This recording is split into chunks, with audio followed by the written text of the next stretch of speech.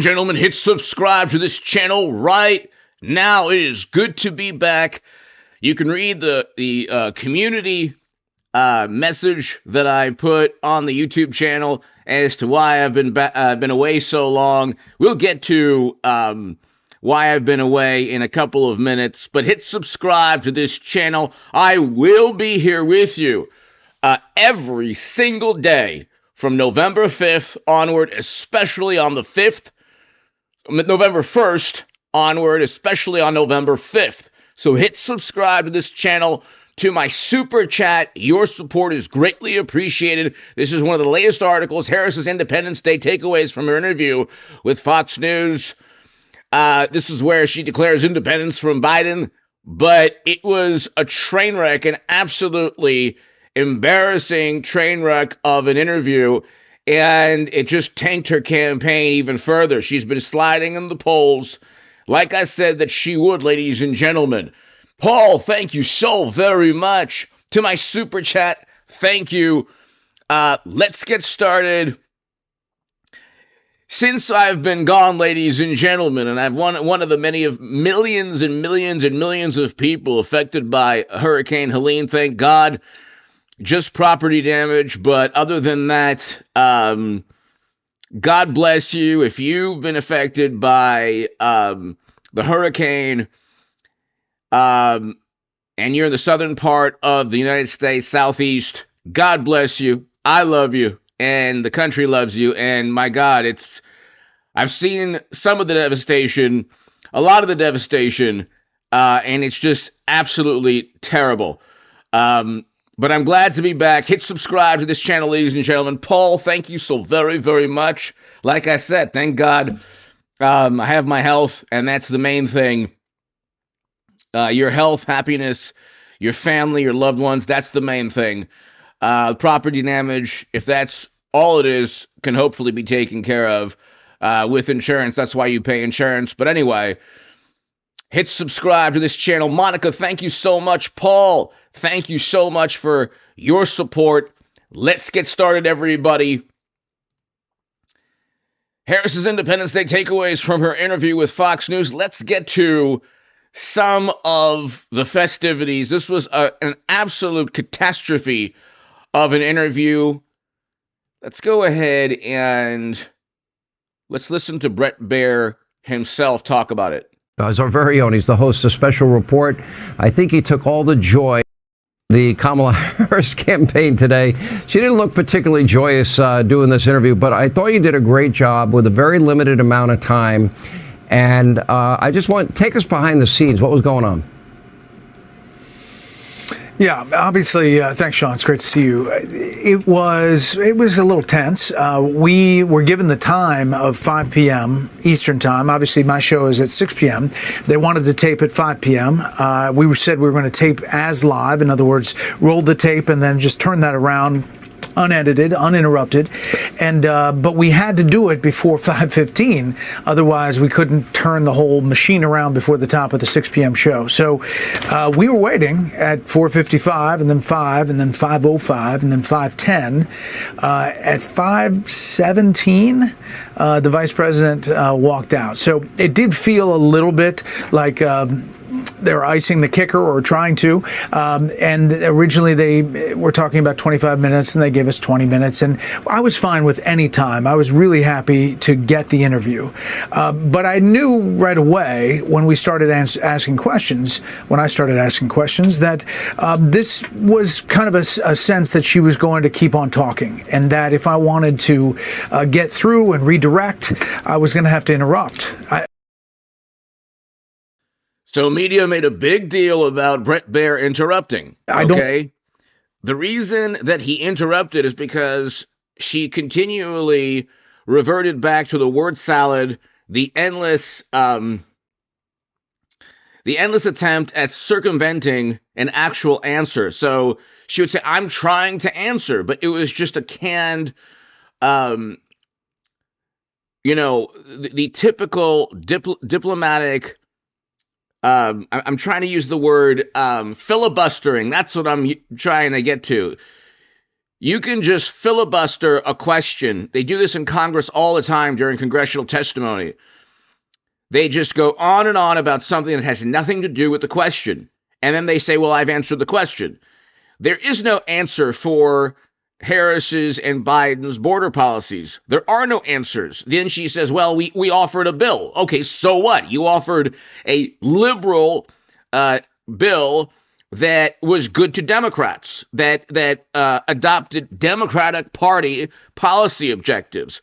So that's like saying they didn't accept a solution from Trump when he wanted a wall and he offered his own solution. Democrats said no. So that means that they just ignored the solution. They're trying to market their immigration bill as the be-all and end-all of any type of answer to the immigration and border crisis. And so, yeah, if Democrats offer their own bill and Republicans say, no, you're actually allowing more undocumented people into the country, or you're allowing too many, and it does nothing to actually secure the border, why should Republicans accept just any bill? And then Democrats say, well, you didn't accept our bill, so therefore you didn't want a solution to the problem. It's like, no, we didn't want your answer or your response to a problem that you helped create. There were scores of executive orders that were erased right when Biden became president. Then Brett Baier talked about all the people the women who lost their lives, and she didn't address the issue. Her policies directly linked to people losing their lives, because human beings are not being vetted, and sometimes you get really, really bad people into the country that should have been vetted in a normal system. The Democrats don't want that the system that pretty much the whole world has. Okay, so she never really answered the question. She then stonewalled and said, well, we offered a solution and Trump doesn't want it. It's like, well, yeah, of course Trump's not going to want your bill that doesn't address all the things that he wants, which are, by the way, things that the American people want. That's why he's going to win. Trump has basically already become president, ladies and gentlemen. I've been telling you this for years and years and years. We're going to win on November 5th. I'll be here with you, ladies and gentlemen, God willing. But this interview, that's why Harris doesn't do interviews, because the interview was an absolute catastrophe, a train wreck. I don't particularly love to do that, but if I didn't do it, there may have been, 4 answers in the interview. Well, I don't really think you had any choice, and for people that don't understand the time in TV, if somebody's trying to filibuster or avoiding a direct question, which you did repeatedly, or just going off and using that moment or every moment to attack her opponent, as I think she did often in this, what I did like about what you did, By the way, Paul Bartlett in Australia, thank you so much for your support always. It means a great deal to me. It means a great deal to me, ladies and gentlemen, to have my viewers from around the world, and of course from the U.S., and from, watching since 2016, 2017. Thank you. I love you all, and I appreciate all your support and kind words, ladies and gentlemen. It's good to be back. The latter part of this month, for a couple of days, I won't be doing live streams, but I will resume November 1st, and I'll be doing them for the next probably 4 or 5 days or so. And then I'll be back November 1st, ladies and gentlemen. November 1st, 2nd, 3rd, 4th, 5th especially. And then 6th, 7th, and all throughout November, December. I'll be doing uploads. I have the stock market crash channel, and I have the Bitcoin crash channel. I'll try to build those as well. But what can I tell you? I'm very blessed and honored that I have so many people watching, and I thank you. Hopefully we'll hit 300,000 subs in the next couple of months. That'll be a beautiful milestone, and it'll be all because of you, ladies and gentlemen. I'm guessing you probably had 50 questions in your arsenal that you were ready to ask, questions you would have loved to have gotten to. Yeah, I'm guessing. 75. But what I noticed, and I think you had to do, is, for example, you did spend a significant amount of time on immigration. Now, I played a lot of tape at the beginning of this show. She wants to decriminalize illegal immigration. She said it in her own words. She wants free housing, health care, education, sex change surgeries. She's on tape saying it. You brought up Tim Walz's position, driver's licenses, free college, a path to citizenship, amnesty. They rescinded all of the Trump and they said it proudly, all of the Trump policies that were working. Trump's chart that he loves so much shows that. That's the chart that saved his life in Butler, PA. And she just denied it and wouldn't answer. And I was more shocked at her lack of apology to people that died by these unvetted illegal immigrants that came in because of their policies. Yeah. So I studied how she's answered immigration before, and it really does go through a TikTok. You know, she says when they first arrive in office, they put forward this bill and it didn't go through. But she does. Why would Republicans want a bill that Democrats wrote and vice versa? That doesn't make any sense at all. The point is her policies, the executive orders that were erased led directly to lives being lost. Okay, she didn't accept that, and she never answered. When Democrats and media were livid after the interview, they knew they had lost. They knew that Harris had lost, and it was an embarrassment, and it was a catastrophe for the campaign. Okay? She never answered any of the questions. They say Trump lies. Trump is the most honest politician we've ever had. He says exactly what's on his mind most of the time. And Democrats can't really point to a specific lie that's a grandiose lie. Trump never had servers with top secret intel on them, okay? Democrats are the ones that have servers, private servers. They're the ones who oust their candidates. So one recent grandiose lie from Democrats is the fact that Biden kept saying he was going to stay in the contest. Why isn't Biden facing Trump? Why isn't Joe Biden the candidate? We just turned that page really quickly and just forgot that he had won his primary. There's no greater lie in the past 2-3 months than being told that Biden is completely, up for the task. And then, for democracy, he did a selfless thing and then abdicated his presidential ambitions to his vice president. It's like he was forced out. And Democrats and media have lied through their teeth regarding that. But anyway, let's continue. Doesn't talk about the bill. It was an amnesty bill for 11 million illegal aliens inside the country over 8 years. They had control of the White House, the Senate, and the House, and yet the Democratic leadership didn't put that bill forward, and the White House really didn't even push it. But she starts there, and then she says there's this evolution. She tried to do all these things with the president, and then they had this comprehensive effort, this bipartisan bill. The bipartisan bill was voted against by 8 Democrats, and it had some major problems. Samuel Stafford, thank you so very much. Paul Bartlett, thank you. Thanks, everybody. John, thank you. Samuel, thank you again, as always. Greatly, greatly, greatly appreciated. And Paul, thank you so much. John, thank you. To my super chat, Samuel, great to see you. And great to have everyone here watching. Why would Republicans, Samuel and John and Paul, and everybody here, why would Republicans back a bill from Democrats? Why would they vote alongside Harris and Biden when Harris and Biden helped create the problem? It doesn't make any sense at all. Why would they do that? It makes no sense. And then Democrats and Harris say, well, we gave you the solution. It's like, no, you didn't. You created the problem. Why would Trump or Trump Republicans back a bill written by Democrats who literally don't care about any functioning border? So then what? Like, it doesn't make any sense. Okay. By the way, it was Trump who offered Dreamers citizenship. I have friends who are Dreamers. I want them to become citizens. Although most of what Trump says, about 95% of what Trump says, I agree with 100% regarding immigration. But Trump offered Dreamers citizenship. for a wall, in exchange for a wall. Democrats said no. Democrats said no. He gave them the offer, and they said no, knowing very well that they wouldn't be getting the same type of deal in the future. But let's continue. Conservatives didn't like. There were about 1.8 million illegal immigrants that would be let in every year, and there were all kinds of other stipulations that conservatives didn't like, so didn't have a chance. She says that these things happened very quickly. The one bill and the other bill, there were 3.5 years in between them.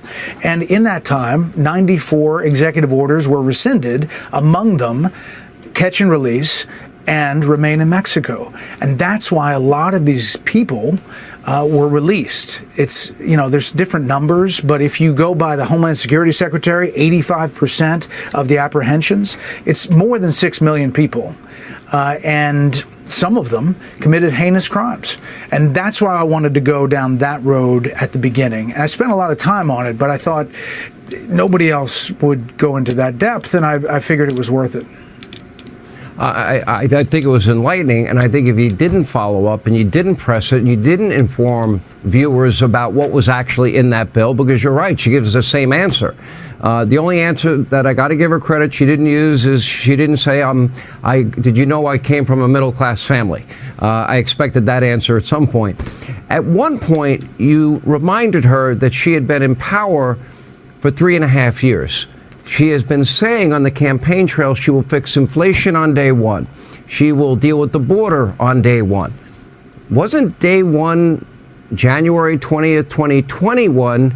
And then at one point she said, well, you know what I mean. And you said, no, I really don't. Explain that. Yeah, I really didn't. I played. Thank you again, everybody, for the kind words and for the super chat. Matthew, Paul, John, everybody here, thank you so much. Why would you vote? This is a respectful, I ask this respectfully of anyone watching who happens to tune in. Okay, and even if you're watching years from now, you're watching this and you were a Harris supporter or Democrat, I don't know if anyone actually supports Biden or Harris, because of who they are. Democrats generally just vote for anyone as long as they're a Democrat. I wouldn't vote for any Republican other than Trump. I really wouldn't. I certainly wouldn't vote for Nikki Haley, who I certainly wouldn't vote for, any old school, Bush, Cheney, Rumsfeld type of Republican. I'm voting for Trump because of his foreign policy, his economic policy, the issues pertaining to immigration. He's 100% right on. 100% right. These are national security issues. But nobody in my lifetime has had a better foreign policy than Donald Trump. Okay. And his economic policy was amazing. We had record low poverty, record highs in household median income.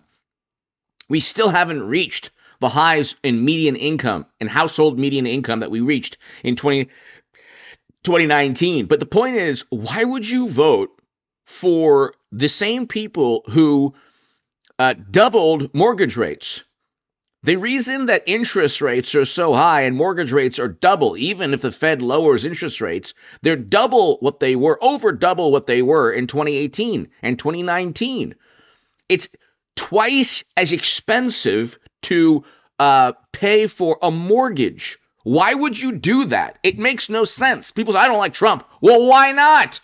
You don't like your pocketbook? You don't like making more money or having more money? You don't like low inflation, low interest rates? We had low interest rates and low inflation with Trump. We have high inflation and much higher interest rates. The reason that interest rates are somewhat palatable, even though they're not in terms of mortgage and credit card debt and all that, is because the interest rates were spiked up and then they released strategic petroleum reserves. Then you have a serious national security concern pertaining to the border. Then you have every single possible invasion in terms of a global catastrophe. We're talking about, will just, be algorithmically friendly. All of these things took place when the adults were in charge. Okay. And furthermore, they say Trump lies, and nobody lies more than Democrats. The fact that Biden isn't nominee is yet again another grandiose lie that they get away with. So I just don't get it. Respectfully, why would you vote for the same? If Biden and Harris, even though I'm conservative on most things now, if they were great with the economy and great in terms of foreign policy, I'd vote for them. I would vote for them if they did the same job Trump did. But Trump was a great president. I just don't get it. And media, nobody cares what media thinks or Hollywood anymore. So it's like, I never did, but I'm just saying, that's why Trump's going to win in resounding fashion. The sound bites, remember, she had a couple of bites at the apple in a couple of shows. The View, Stephen Colbert, they essentially asked the same question. She did it on The View. It got a lot of attention. I think Stephen Colbert maybe asked it again to try to give a cleanup operation. I played those sound bites for her and essentially thinking they have to have a different answer now, this many days later. And it really didn't have that much substance differently, saying that she would do something differently. So the theme of the campaign is a new way forward and turn the page. And what I said was, if you're turning the page, who are you turning the page on? You were the vice president for the last 3.5 years.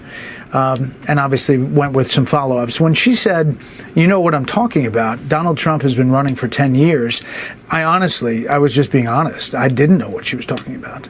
And I was trying to get it. Hi, everyone. Alina.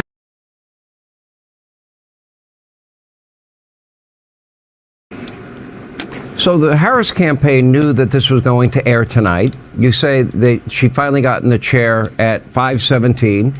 You have to turn this around by 6 p.m. Not an easy task in television. They had given you a hard 30 minutes, no more.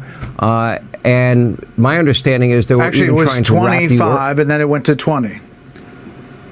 Oh, so they cut back on the time.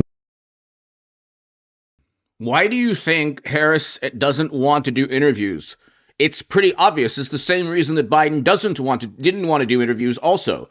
Why do you think Democrats? Because Democrats know they can rely on Hollywood, Stephen Colbert, Jimmy Kimmel, Seth Meyers, John Oliver, pretty much every major publication, Washington Post, CNN, MSNBC, The Atlantic. We can go on. Rolling Stone, Vanity Fair, Esquire. They have every major newspaper in every swing state pretty much every major newspaper in a swing state is an extension of the Democratic Party. There are no supporters of Trump in any of these major newspapers or the Washington Post or New York Times. Not one supporter of Trump. They have they have Republicans in name only that really don't like Trump. It's like, well, what don't you like about Trump? I still don't really know what Liz Cheney and Kinzinger don't like about Trump. They voted alongside Trump, according to 538, over 90% of the time in Congress. They sided with Trump when they were in Congress almost 100% of the time. So I don't get what they really don't like about Trump, other than, okay, they want, media to love them. So, it's purely selfish and monetary reasons why these Republicans don't back Trump. But the thing is, it's like, why would you, when Harris rarely does interviews and Biden never did interviews, or hardly ever, when they don't speak to the press, it's because they're part of a political machine. The political machine, you think Biden makes any decisions right now on his own? They have a team, a host of advisors. They govern through media and public relations. They have a team of public relations executives and foreign and policy advisors, whether it's foreign policy or domestic, from previous Obama and Clinton administrations. And they govern through a consensus of these liberal advisors. There's no vision that Harris or Biden actually has in terms of foreign policy or domestic policy or economic policy. Trump has a vision. Okay, that's why it's really funny. They talk about tariffs. They kept Trump's tariffs. Why did Democrats keep Trump's tariffs if they're against tariffs? I don't get it. Then they say it's a sales tax. It's like, no, you kept it. You kept Trump's sales tax? I don't get that at all. And of course, a tariff is a strategic, meant to be a short-term tactic, not a long-term strategy. Okay, but Democrats kept Trump's tariffs. Why? Because they worked for the time when they were implemented, they were working, and they had to keep Trump's tariffs because the country in question still tries to steal intellectual property, all of that. But let's continue. And you know that they're cutting back. It's just not exactly easy. How did it end? We know how it started. When she left, how was her campaign? How was she to you when she left? Yeah, I mean, it's cordial. And I said, thank you so much, Madam Vice President, for the time. She said, thank you. Her people, like probably 4 people, were wrapping me, with big, moving arms. That's why I looked out to the side and said, yeah. I've got to wrap up. You want to keep talking. You want to keep asking questions. But they were very animated.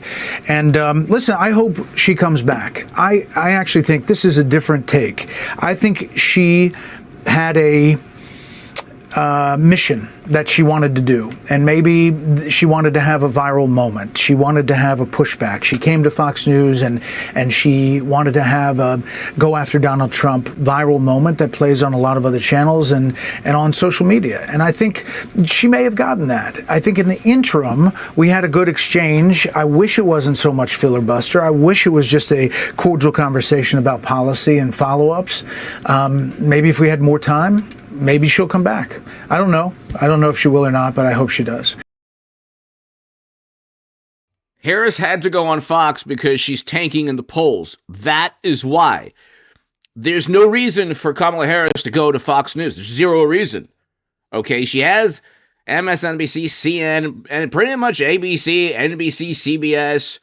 She can go on Jimmy Kimmel and Stephen Colbert and The View and different podcasts that are friendly to her. She doesn't need Fox News. Okay? Conservatives aren't going to vote for, no matter what, like they say, like Liz Cheney. Like, who cares? Liz Cheney lost by 40 plus points in Wyoming. Never Trump Republicans have no influence in the Republican Party anymore. Trump single-handedly changed the Republican Party into a more populist political party. The endless military conflict, Bush, Cheney, Rumsfeld Republicans have zero input anymore. And rightfully so. They destroyed the Republican Party. There was a stock market crash, which I still think, unfortunately, we're going to have. And we had endless military quagmires under Bush, Cheney, and Rumsfeld. They completely destroyed the Republican Party. And we would have had 8 years of Clinton were it not for Trump. Thank God Trump won in 2016. Thank God. And Trump's going to win in a couple weeks. Then we're going to have 8 years of Vance, or at least 4 years of Vance. I don't see anyone touching J.D. Vance. I don't see anyone touching J.D. Vance in 4 years or so. But let's listen to some of the best parts let's replay some of the greatest hits. Coach O'Connor, thank you again. Samuel Stafford, thank you. John, thank you. Paul Bartlett, thank you so much. Let's continue with this. Well, it was must-see TV last night. Brett Baier pressed Vice President Kamala Harris on everything from the border to the economy to Joe's mental fitness during her first formal sit-down interview with Fox News as vice president. And with less than 3 weeks to the election day, the Democratic nominee trying to make the case that she offers a new way forward despite being in power the last 3.5 years. If you're turning the page, you've been in office for 3.5 years. And Donald Trump has been running for office. What does that have to do with anything? So what if Donald Trump's been running for, does this mean, because Donald Trump's been running for office, that means that Biden and Harris didn't preside over a terrible crisis on the border, didn't preside over numerous global invasions around the world, let's say, we'll just be algorithmically friendly, didn't preside over doubling mortgage rates, didn't preside over real wages being down most of Biden's tenure, and inflation, high interest rates, flooding the country full of strategic petroleum reserves. What does that have to do with anything? Then they say Trump lies. Like this is a lie right here. It's a lie by omission, but it's an attempt at obfuscating reality. But you've been the person holding the office. Come on. Turning the page, you've been in office for 3.5 years. And Donald Trump has been running for office. But you've been the person holding the office. Come on. What does Donald Trump run? He won in 2016. We didn't have these problems with Trump. Like, they say Trump has an ego. I would say that the people who don't like Trump have the biggest ego of all. Put your selfish, egotistical sensibilities aside, vote for Trump, and just enjoy a great economy, great foreign policy, a more secure country. I mean, my God, if Democrats offered that, I'd vote for Harris, but they don't. They offer the opposite of that. But what does that have to do with Brett Baier is like, look, we have all these problems. You've been in office for 4 years. Well, Trump. What does that have to do with anything? Come on. So it was a tense interview at times as Harris tried to dodge some questions and point the blame toward Donald Trump. Toward the end of the interview, though, Brett says it had to quickly be wrapped up after her team signaled to him to stop. There are critics who look at what the administration did and think differently. Madam Vice President, they're wrapping me very hard here. I hope you got to say what you wanted to say about Donald Trump. There are a lot of things that to say. I have much more to say. She was upset there. She was really upset because there were so many more platitudes and canned phrases and Trump this, Trump that she needed to say. The reality is that Harris doesn't answer questions. She goes into long-winded attempts at circumventing rhetorical questions. This is a rhetorical question. Well, you were vice president. Well, don't you own inflation? Obviously, it's a rhetorical question. Yes, of course, they were there. Oh, Trump. Well, okay, of course she had more to say about Trump. That's why she wasn't too happy. Madam Vice President, And they're giving me a hard rap. Well, I thank you for the time. Okay. Prior to that moment, Harris faced several tough, direct questions like how her presidency would differ from the current Biden-Harris administration. So, you're not Joe Biden, you're not Donald Trump, but nothing comes to mind that you would do differently? Let me be very clear. My presidency will not be a continuation of Joe Biden's presidency. Why not? Wasn't Biden fantastic? Why? Didn't Biden defeat Trump because he was such a good, decent man? Isn't Biden's economy great and his foreign policy fantastic? Why wouldn't Harris want exactly what Biden was doing? Oh, because it's terrible? And she has to be viewed as a change candidate to change from the administration she's actually a part of? I mean, this is so transparent, you'd have to be a complete fool and an imbecile not to realize what's going on. And like every new president that comes into office, I will bring my life experiences, my professional experiences, and fresh and new ideas. I represent a new generation of leadership. If this is a new generation of leadership, oh my God. For example, I'm someone who has not spent the majority of my career in Washington, D.C. Your campaign slogan is a new way forward, and it's time to turn the page. You've been vice president for 3.5 years, so what are you turning the page from? Well, first of all, turning the page from the last decade in which we have been burdened. So she is making it up. I think she almost made it up right then and there. She wants to turn the page from the last decade, 4 years of which have been Biden and Harris's administration. But she had to say the past. By the way, the past decade is 2 years of. That's President Obama's last 2 years, if you want to say the last decade. Okay, 10 years ago was 2014.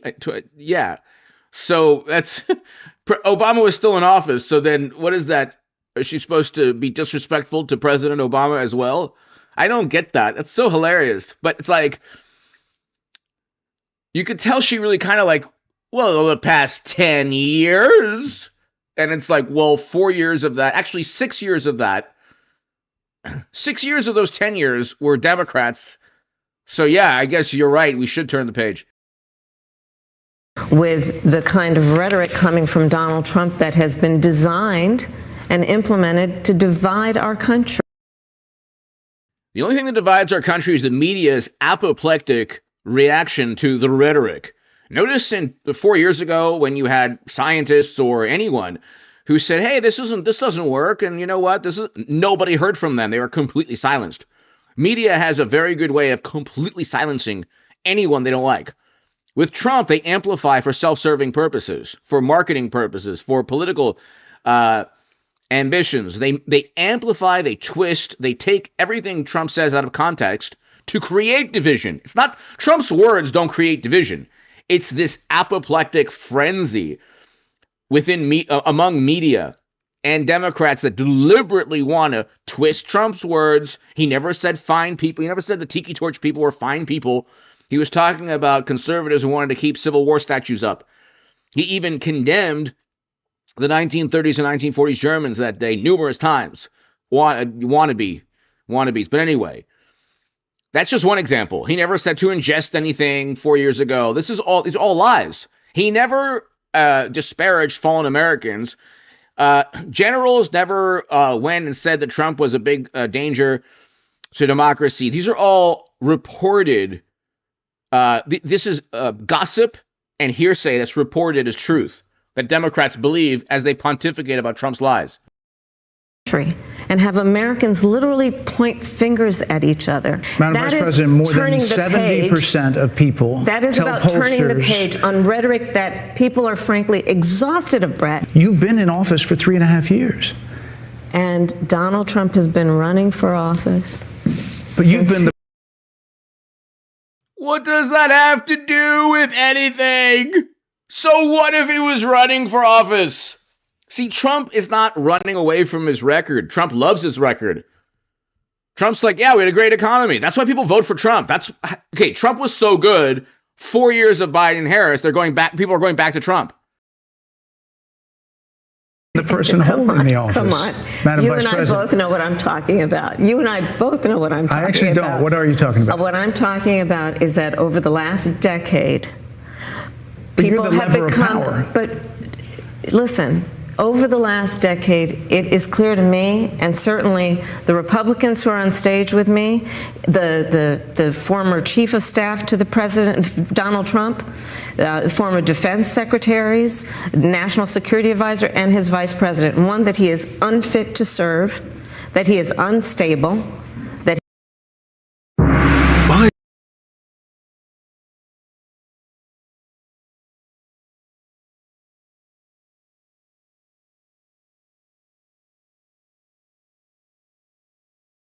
and his vice president, one, that he is unfit to serve, that He already served and we had a great presidency, so obviously he's fit to serve. he is unstable, He's very stable, and Biden was so unstable, they ousted him, and now we have Harris.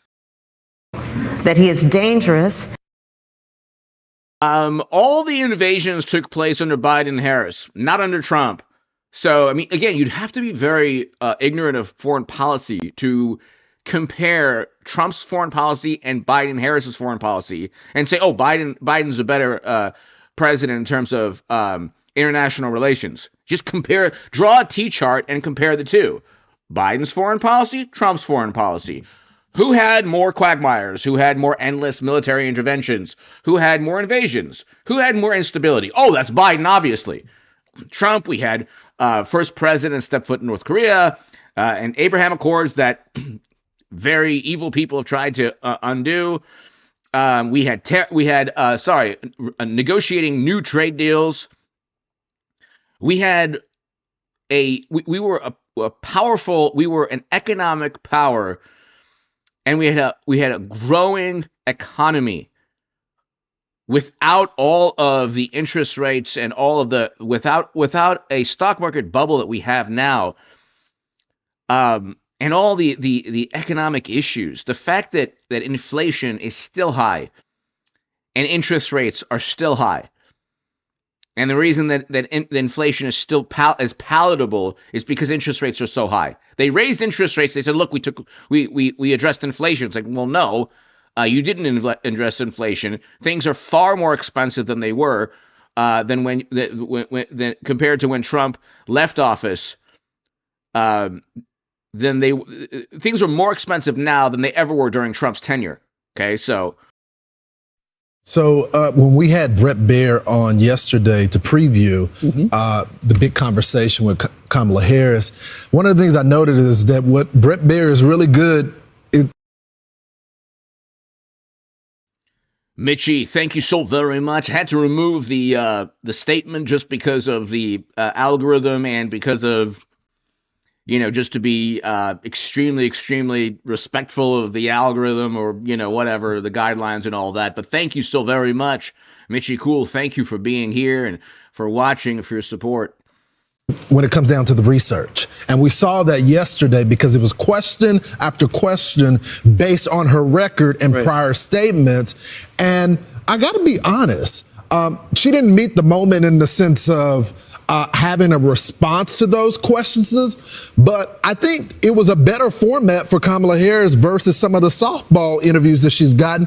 At least she rose to the occasion in the sense of wanting to fight back. And so if you're on the left, maybe you applaud her. But if you're someone that's been waiting for the big interview, then you thank Brett Baier for asking those tough questions. I was glad he pressed her on, you've been the one that's been in office for 3.5 years. And then it was almost that moment where she said, but I haven't been to Europe either. When she said, but Donald Trump was running. He said, but you're the one in office. You're the one that we're turning to for change. You want to turn the page. But this is what you've stood for. He said in 2019, when you ran for president, you wanted to allow immigrants to apply for driver's licenses, free tuition, free health care. Do you still support that? Kamala said, that was 5 years ago. I will follow the laws. And then Brett said, but you chose Tim Walz as your running mate. And he signed all of this into state law.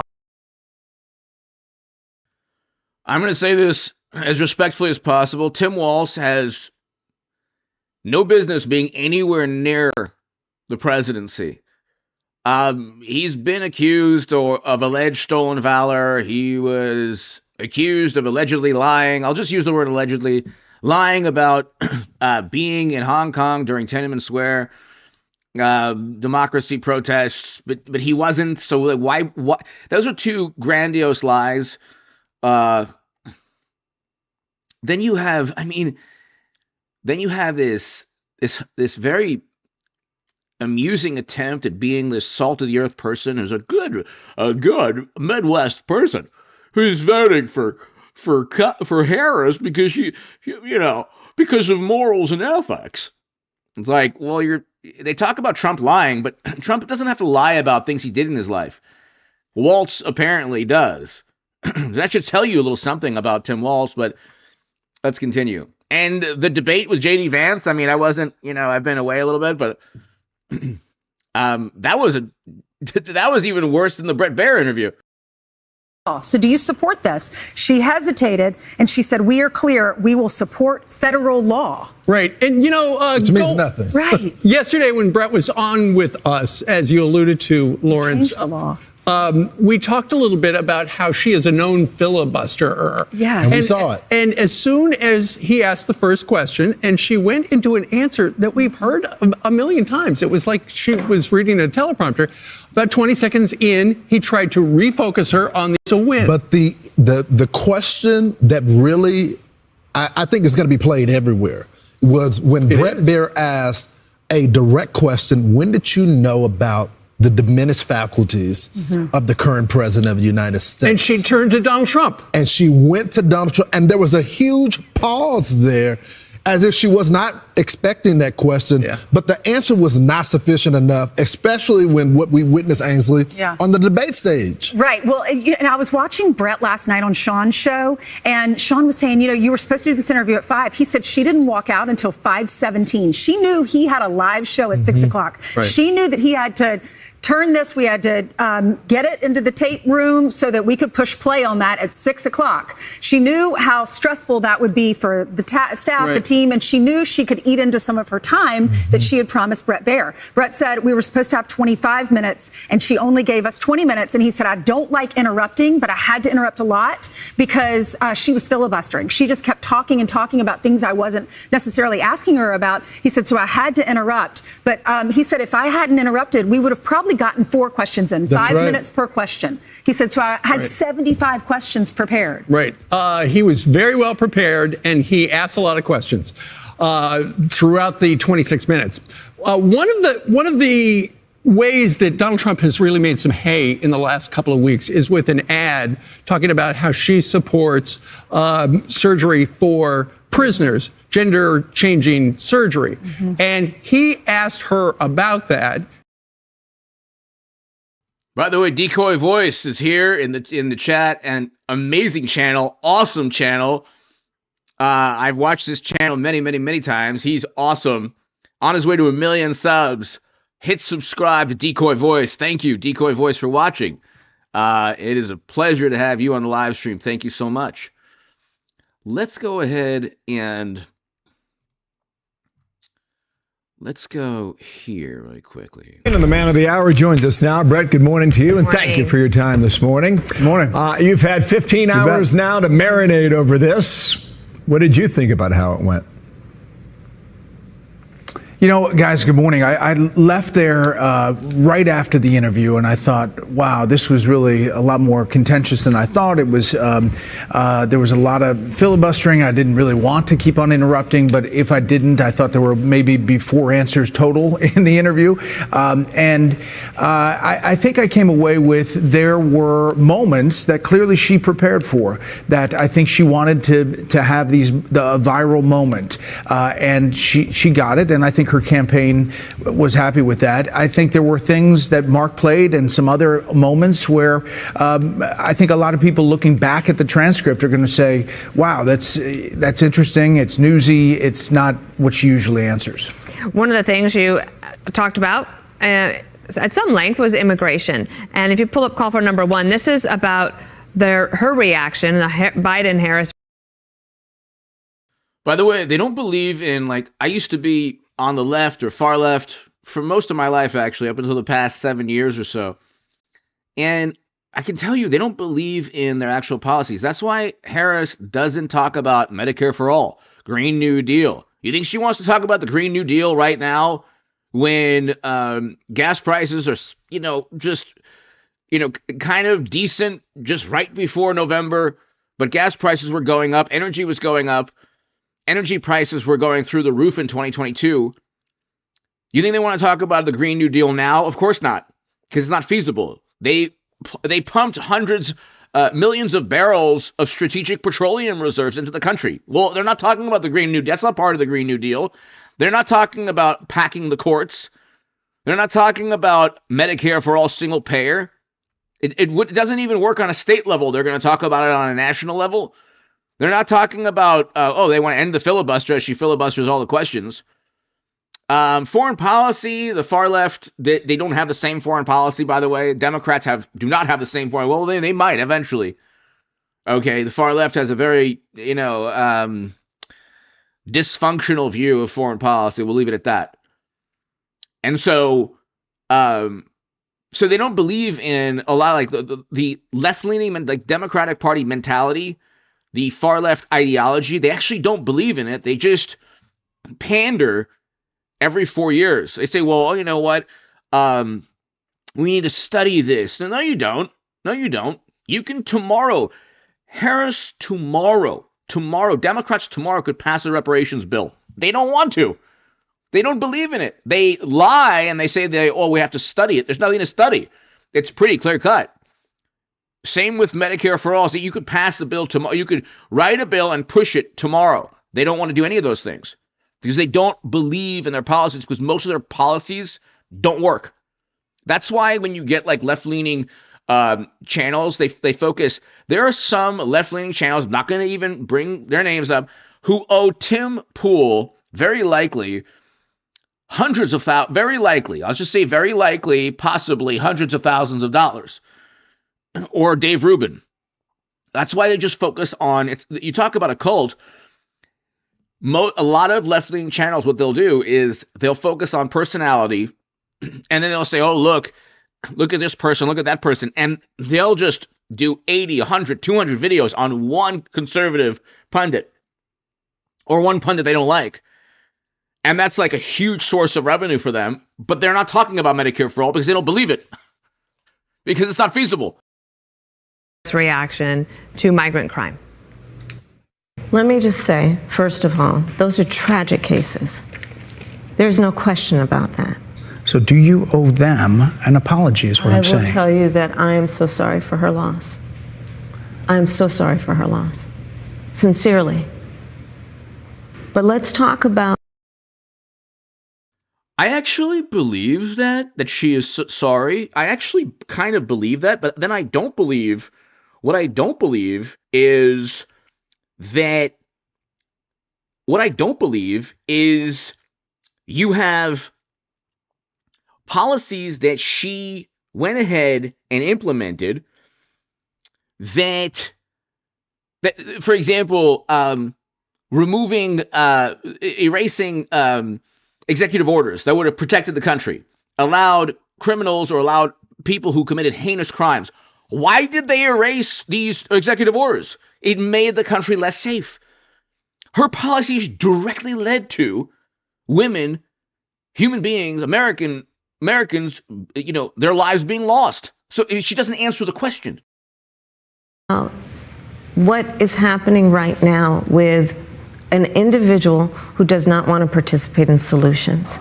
Let's talk about that as well. But do you want to answer in all fairness, I told you, I feel awful for what she and her family have experienced. One thing I noticed is that she didn't really seem to have a way to say, so here's what I'm going to do differently going forward, an opportunity to do that. That could have been an opportunity missed. Yeah, and listen, Dana, that's the key thing about immigration, is that the 94 executive orders that were rescinded in the first days of the... If they believed in their policy, simply say, yeah, we rescinded the 90 plus executive orders because we don't believe in them, because they're bad. Just say that. Just say, we like our immigration policies. They don't say that. They sheepishly, in a very nefarious and deceptive manner, don't even address it. Oh well, oopsie. Well, just happened. They don't even actually address it. They're never taken to task because most of media just says, well, that's just the way it is.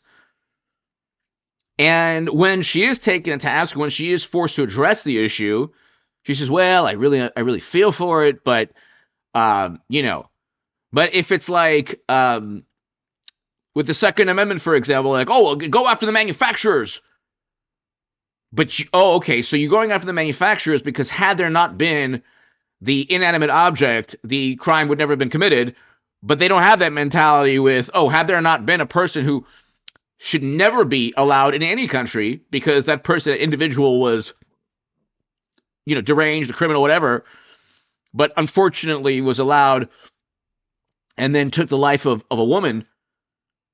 They don't have that same mentality. Let's continue.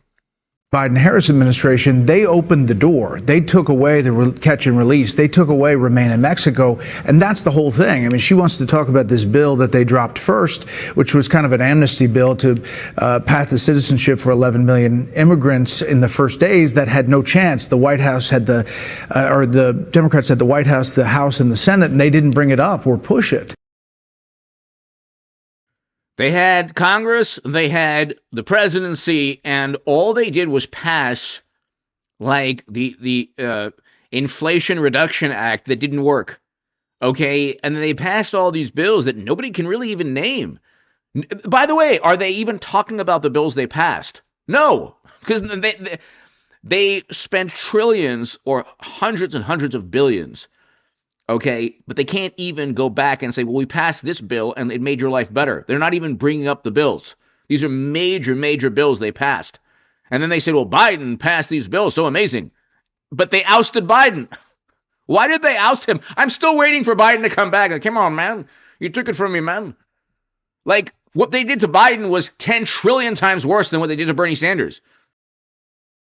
The second bill she talks about right away is the comprehensive bipartisan bill that had 6 Democrats that voted against it.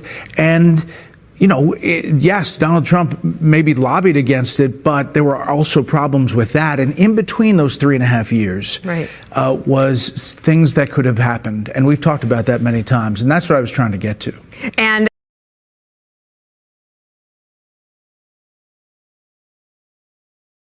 We got to get back to politics. Odds makers heavily favoring Trump to win the White House.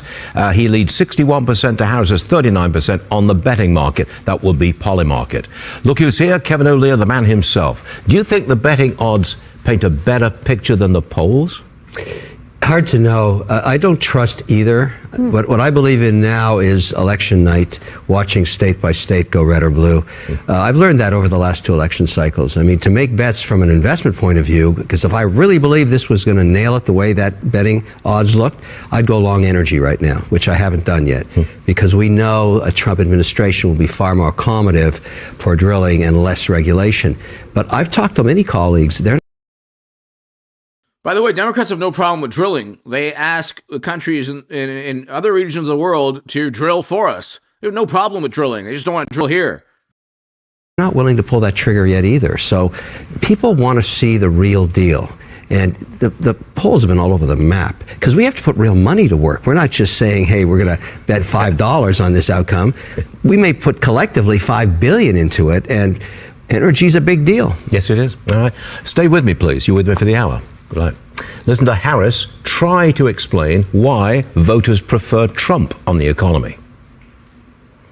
Why do you think more people say they trust him on the economy than they trust you? I think that when you look at an analysis of our plans for what we would do as president of the United States. The question was not about an analysis of plans. The question was, why do people trust Trump in polls on the economy over you? People back Trump on the economy, which, by the way, used to be the still is the number one issue. If you won on the economy, you'd win the election. That was always the case. Okay? And so it's like, but anyway, she's not even answering the question. States. It has been clear to those who study and understand how economic policy works that moving forward, because I do believe the American people are ready to turn the page on the divisiveness. Why do people in polls back Trump over you on the economy? Has nothing to do with liberal economists who have studied the issue from a liberal viewpoint. Has nothing to do with turning any page on divisive rhetoric. Why? Oh, because he had record low poverty, record highs in household median income, record low unemployment with low inflation, low interest rates. When Democrats say, oh, look, unemployment's low, it's like, well, yeah, we have high interest rates and high inflation. So, and over half the jobs are government jobs. And so, and then there are other issues too, if you want to slice and dice the numbers. And the type of rhetoric that has come out of Donald Trump, people are ready to chart a new way forward.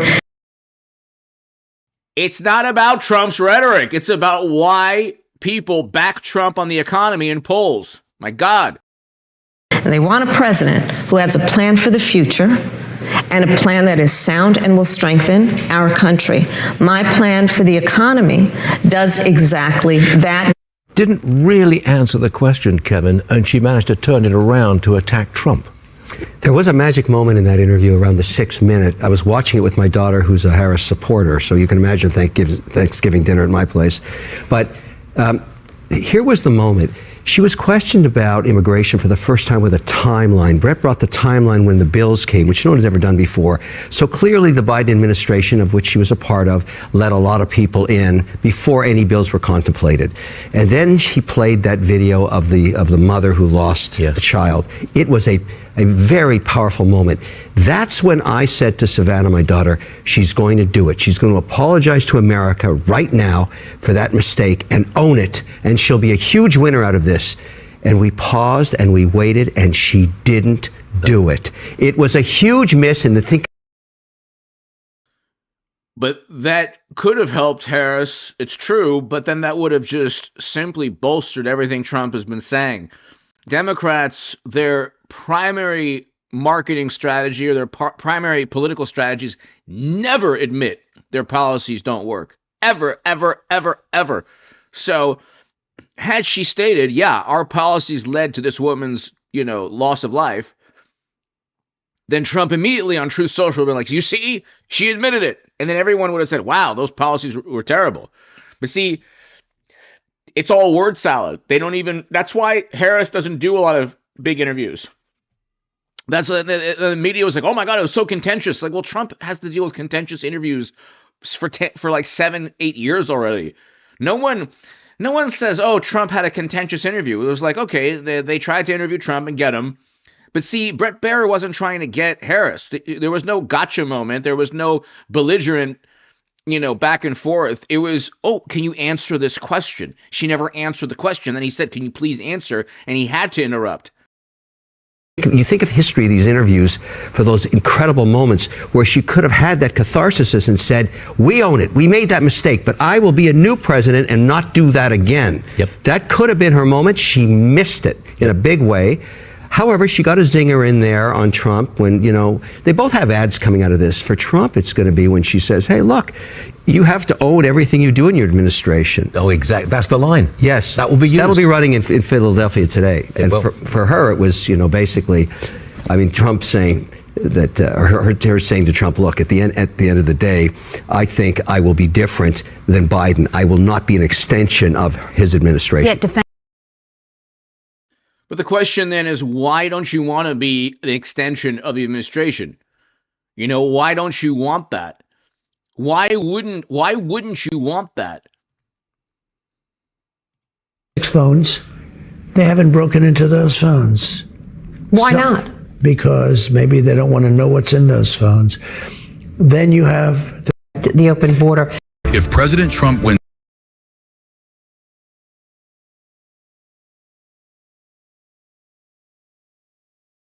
reason she overthrew him, but she didn't do it. The party did. Call it the deep state, whatever it is, but the party did it. And it was really a coup. And he is a very angry guy. It doesn't matter. Look, I've worked 32 days in a row, and we have another 25. And I intend to work every one of them. I'm not going to take days off. Let's take a little vacation, everybody, right? We're running to save our country, so we're not going to be taking any vacation. We had such a day a little while ago in Butler. You saw that we had 101,000 people show up. 101,000 people. A tribute to Corey, the firefighter, and a tribute to a lot of things. And it was an amazing, I don't think I've ever seen anything like it, actually. Well, the pictures were incredible. Are you able to register some of those people to vote? Yeah. Are you getting those ballots in the boxes? We do. We register a lot of people when we do rallies and when we do things like that. And we have the endorsement of Elon, as you know, Elon Musk, who's great. He's a great guy. He had such a good time. He put the black hat on. I didn't even... Dark MAGA. He calls it Dark MAGA. How cool is that, right? He calls it dark. He's a great guy. But he's given us a really powerful endorsement. He's out campaigning in Pennsylvania today. He's actually campaigning because he says if we don't win, we're not going to have a country. He said this will be the last election if Donald Trump doesn't win. He's very worried about freedom of speech, censorship. Yeah. Is there anything you can do about that? And Democrats, or I should say pundits, liberal pundits say, well, what about these books? You don't like these books? Like, well, you know what? There are age limits for certain topics. That's not censorship. Censorship is Hunter's laptop not being able to be addressed or talked about or even reported on. That's censorship. That's the issue. Okay? You can't just come out with 50 intel officials and lie and say, oh, this is a plot by another country. It's always whenever there's corruption within the Democratic Party, it's always a plot by another country to inform you of how corrupt Democrats are. Well, I think that we just have to win. The only thing you can do is to win. No, these are bad people, and they're surrounded by very bad people. I think they're surrounded by much worse people than they are. Joe didn't really know too much about where he was, and Kamala's worse than him. Joe is much more competent than her. Gallup polling says it would probably be closer had they simply stayed with Biden and pretended that he was totally fine upstairs, if they had continued the grandiose lie that everything was fine and it's, don't believe your lying eyes and how dare you say anything about his cognitive abilities, and if they had continued that charade, that overt lie, they would have had a better chance. I still think obviously Trump would win. But they were, it's like, if Harris doesn't want to be another Biden, what does that say about Biden? Only 57% of Americans are very or somewhat confident that their votes this year will be accurately cast and counted. I have no idea. Massive numbers of people and many terror as he spends most of his day sleeping. I think the bigger problem is the enemy from within, not even the people that have come. So this is the issue that Democrats have twisted this, made this seem something it's not. What he's talking about is people who try to utilize the court system, utilize media, maybe, political operatives or political party, people within political parties that, for example, try to indict and imprison Trump for things he didn't do. So, for example, the Colorado Supreme Court overturned the Colorado ban. He's probably referring to attempts to remove him from the ballots around the country. The United States Supreme Court backed Trump. So he's speaking in very vague, broad terms, and Democrats are like, oh my God, look at the totalitarian. It's like, no. The U.S. Supreme Court backed Trump on presidential immunity. The U.S. Supreme Court backed Trump on the Colorado issue. U.S. Supreme Court backed Trump on January defendants. Even Justice Jackson backed Trump on that. So he's gotten Supreme Court victory after Supreme Court victory. But this is interesting. Well, let's listen to this. And destroying and rapists. Right. I think the bigger problem is the enemy from within, not even the people that have come in and destroying our country. By the way, totally destroying our country. The towns, the villages, they're being inundated. But I don't think they're the problem in terms of election day. I think the bigger problem are the people from within. We have some very bad people. We have some sick people, radical left lunatics. And I think they're and it should be very easily handled by, if necessary, by National Guard, or if really necessary, by the military, because they can't let that happen. You told me back in February that you. Now, he might be referring in a very vague manner to what Biden said regarding, Biden's saying, I'm not sure, man, if it's going to be completely okay. I don't want to get into the specifics of what Biden said. I don't want to get into the possibilities of what Trump was possibly alluding to, but it's very vague, very broad, ambiguous. I think he's referring to people who wanted to create chaos, and so that's what he meant. But the National Guard would be sent by Democrats if there were anyone, let's say, Make America Great Again, or any political faction that wanted to create chaos. But of course, Democrats, media, liberal pundits, they don't get Trump. They don't understand what he refers to when he goes on different tangents. They don't get his jokes. They don't get his personality. They try to make Trump seem like this unhinged person with cognitive issues. But see, again, that's the current president who was ousted by his vice president. So when they point the finger at Trump, it's like, well, everybody knows, what's really going on. But he was very clearly talking about anyone who was committing crimes on a wide scale. That's all. I don't think that's that contentious when you look at exactly that.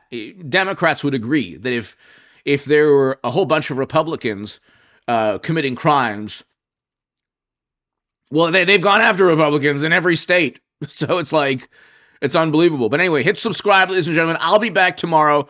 God bless you all. Thank you so very much, everybody. Decoy Voice, thank you for watching, for being on the chat. It was a pleasure to have you here. Ladies and gentlemen, hit subscribe to this channel. Thank you so much, everybody. God bless you all. Good to be back. I'll be back tomorrow, everyone. Paul, thank you. Samuel, thank you. Everyone here, John, everybody here, thank you so much. See you tomorrow, everybody.